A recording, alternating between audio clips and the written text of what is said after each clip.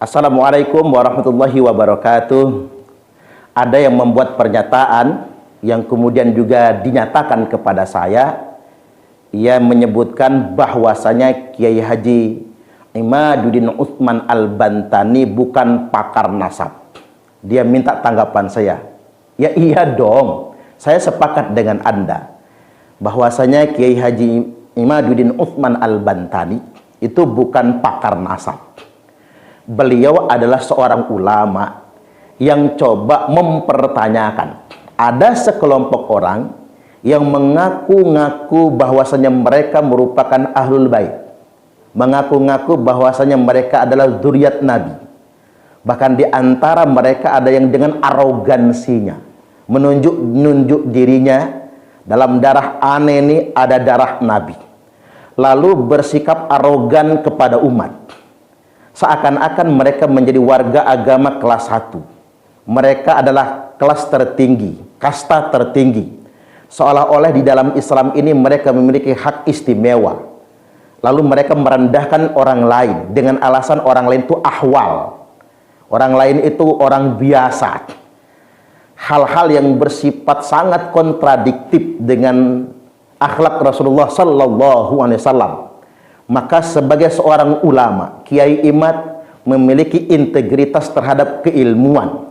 Jadi wajar ketika beliau mempertanyakan, ini kelompok-kelompok yang ngaku-ngaku ini, tapi akhlaknya nggak benar ini, benarkah mereka itu semua adalah cucu Rasulullah Sallallahu Alaihi Wasallam?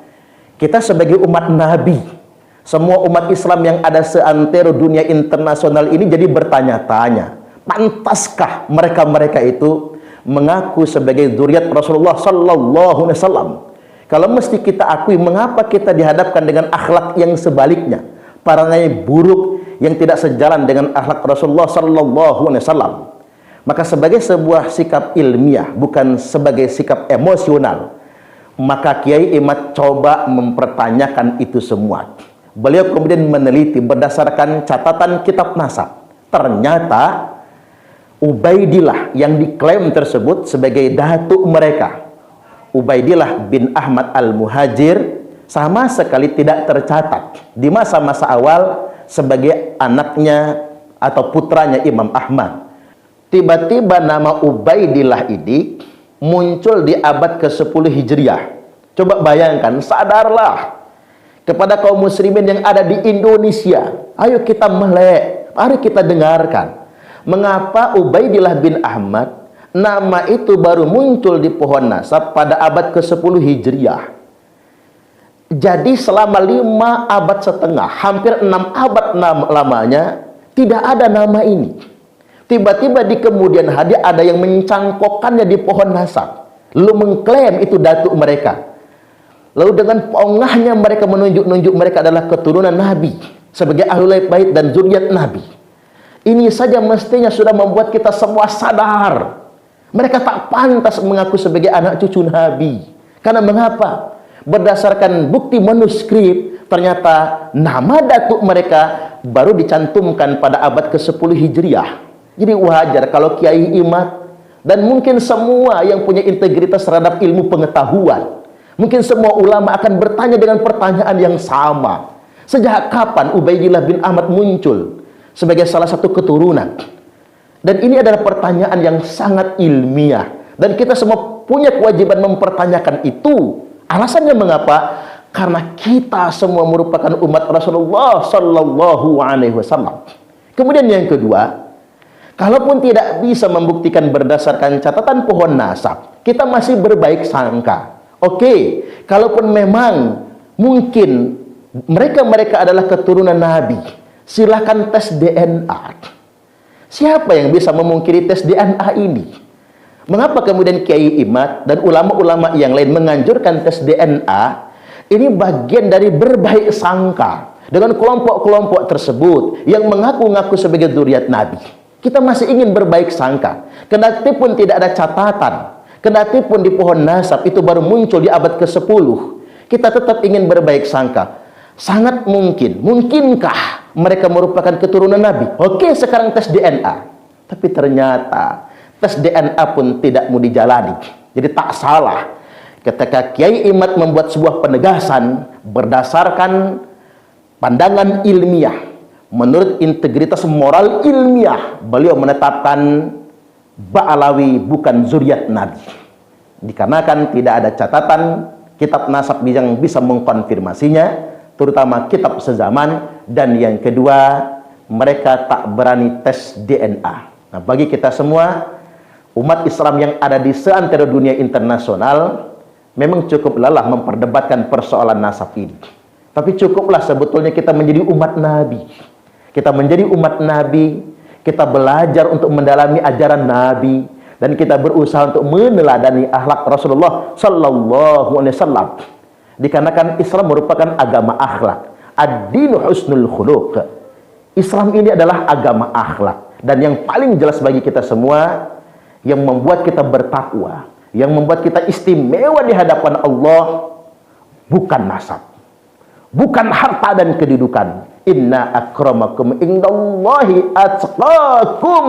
Sesungguhnya yang paling mulia di antara kalian di sisi Allah adalah orang-orang yang paling bertakwa. Tegasnya ingin saya sampaikan pada kesempatan kali ini. Jadi cukup kita menjadi kaum muslimin. Mari kita semua jaga ajaran Islam ini. Jangan sampai kemudian di dunia yang sudah modern ini, justru karena kepentingan nasib kelompok tertentu, Islam kemudian menjadi agama nasab. Bahkan Islam menjadi agama kasta. Tidak ada yang lebih istimewa kecuali dengan iman dan takwa. Selamat menyaksikan ulasan selanjutnya.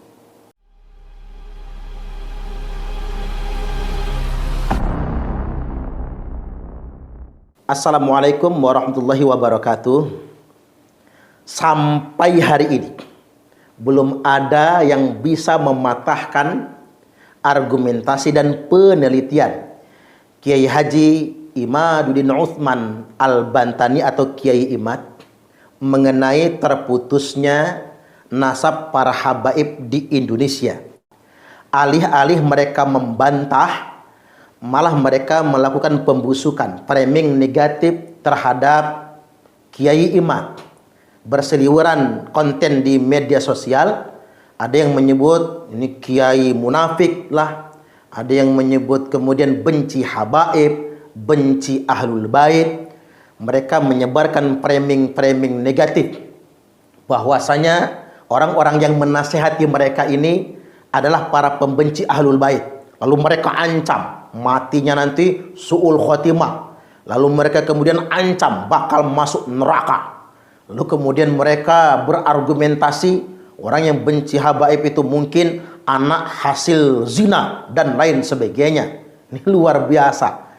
Ketika mereka tidak bisa lagi merespon secara argumentatif, muncul adalah emosi, provokasi, dan kemudian perkataan yang tidak pantas.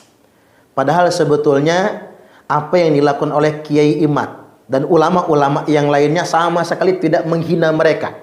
Sama sekali bukan dalam bentuk kebencian kepada ahlul bait, tapi ini merupakan nasihat.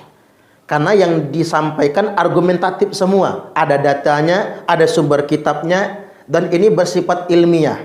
Dan tentunya saya ingin tegaskan, kita semua umat Islam harus punya rasa sensitivitas terhadap semua orang yang mengklaim diri mereka keturunan Nabi.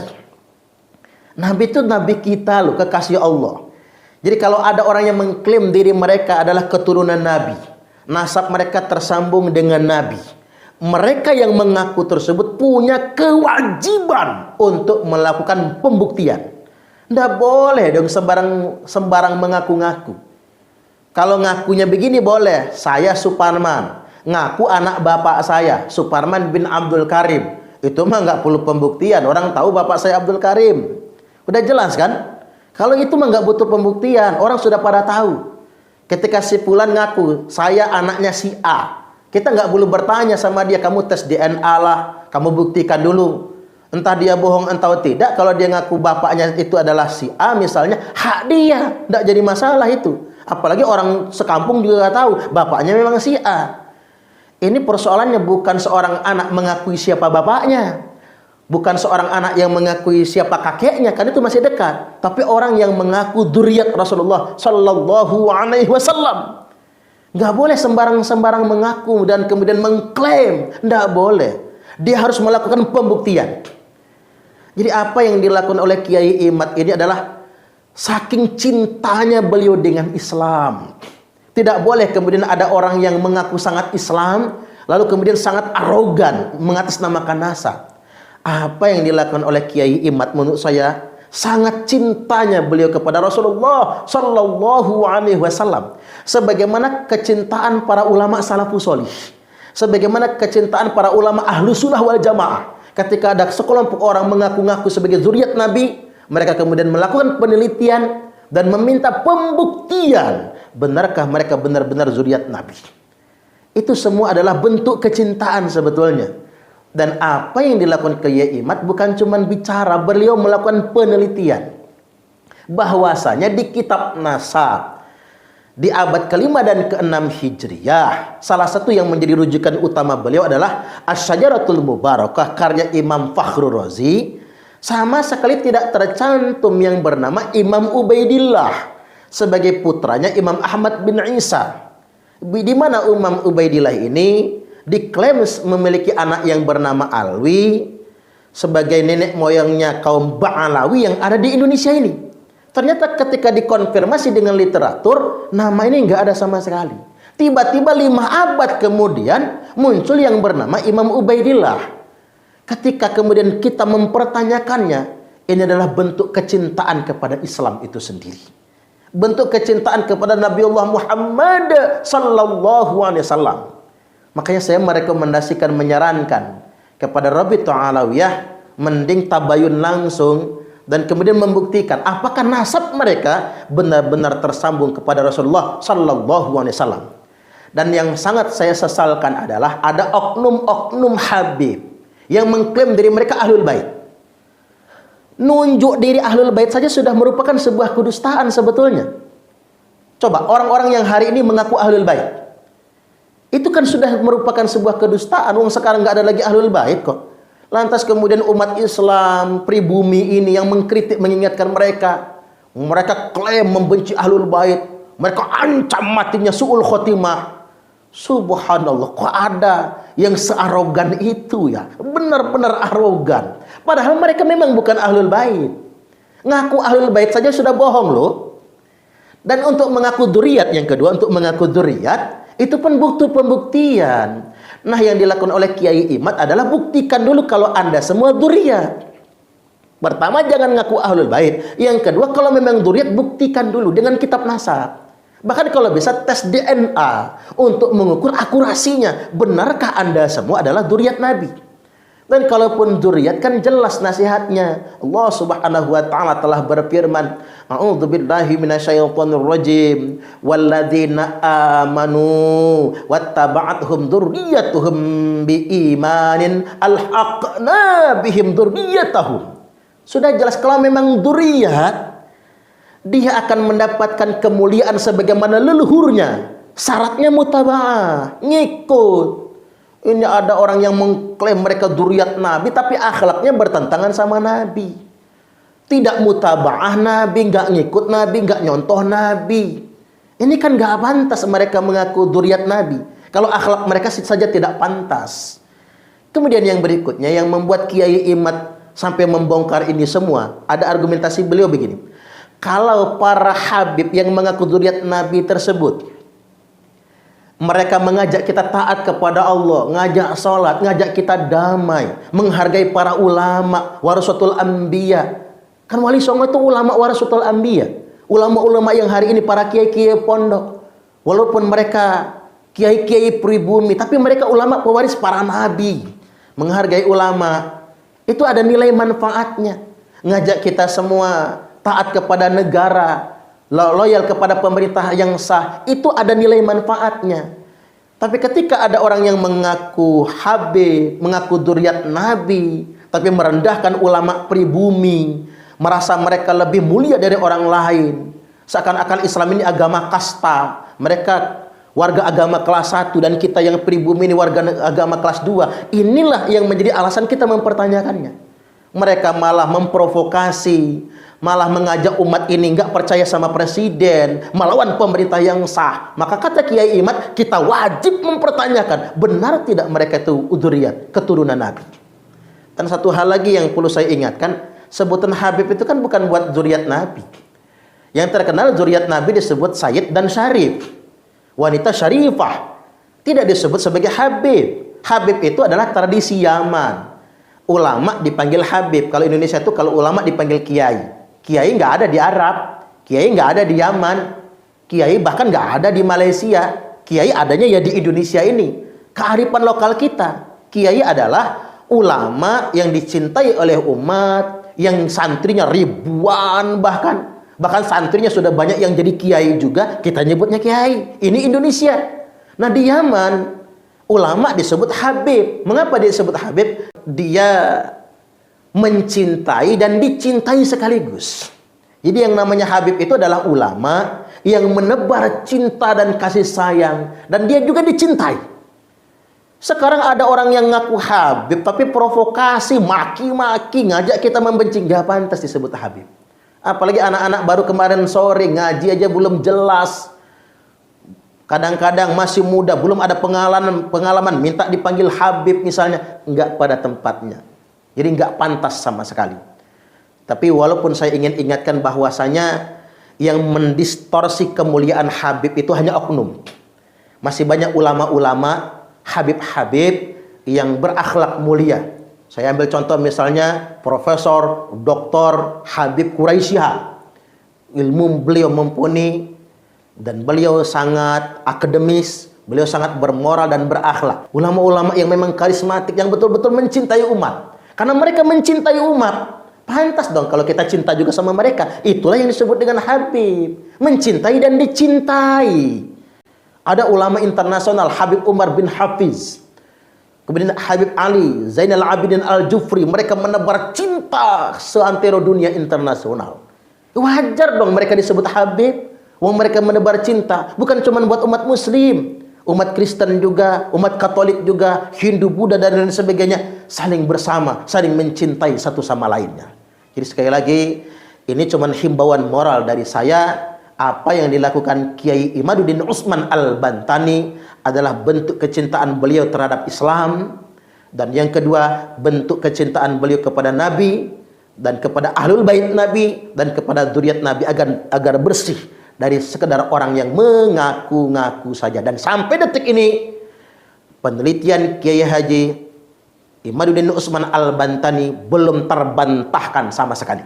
Mudah-mudahan ada manfaatnya. Wallahul muwaffiq ila aqwamit thariq.